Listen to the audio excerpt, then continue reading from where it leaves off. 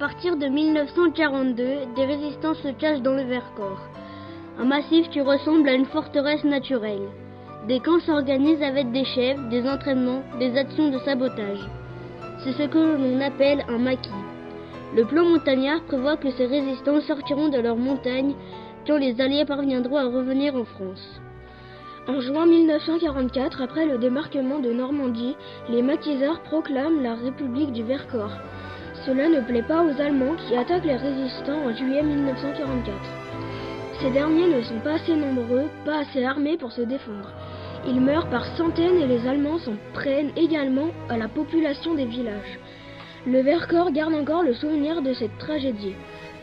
Nous sommes allés chercher les traces de la résistance. Pour aller plus loin, nous nous sommes déplacés à vélo avec 2 guides accompagnateurs.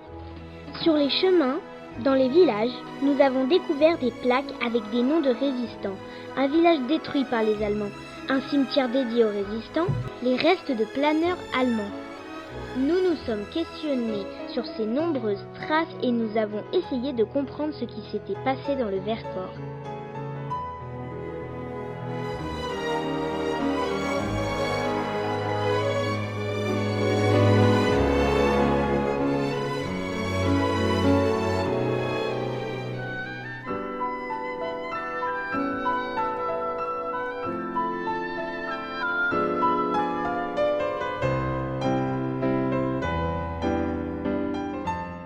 L'histoire, ce n'était pas que dans les livres. On a vu qu'il restait beaucoup de traces partout autour de nous.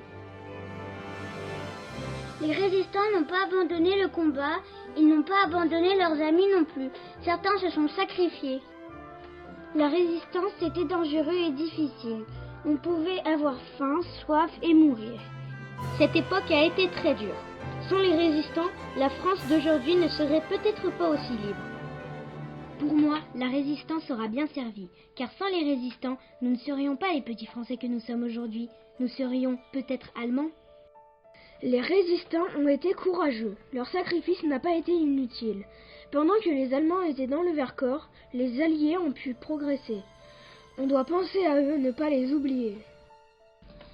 Des résistants se sont sacrifiés pour sauver les autres, mais cela a aussi permis aux Français de repousser les Allemands. Parfois, il faut désobéir et résister. Par exemple, quand quelqu'un nous dit de faire des choses qui peuvent être dangereuses ou injustes. Il faut désobéir quand les ordres sont injustes, même si ces ordres viennent d'un ministre, d'un président. Je ne sais pas si j'aurai ce courage.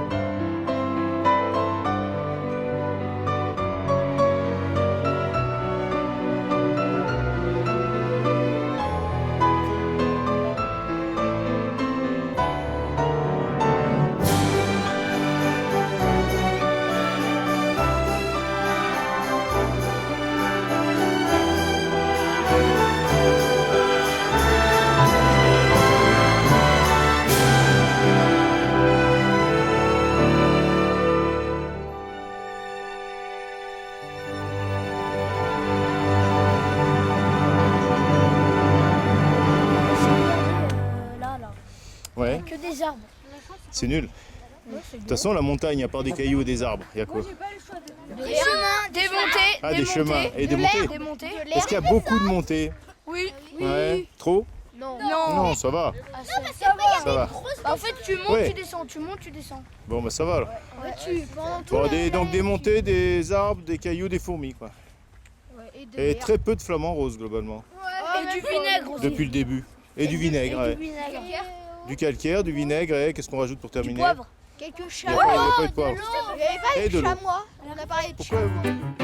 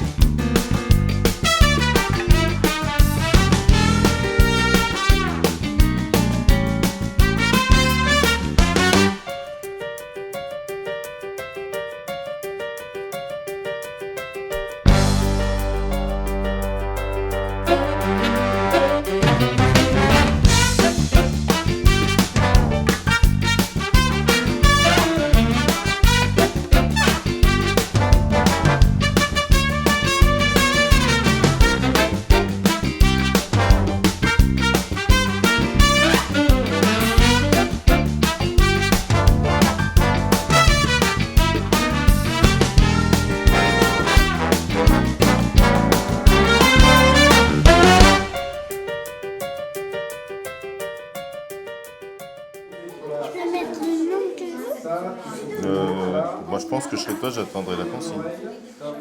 Parce qu'il y a un bouton, faut pas appuyer dessus, ça fait siège éjectable.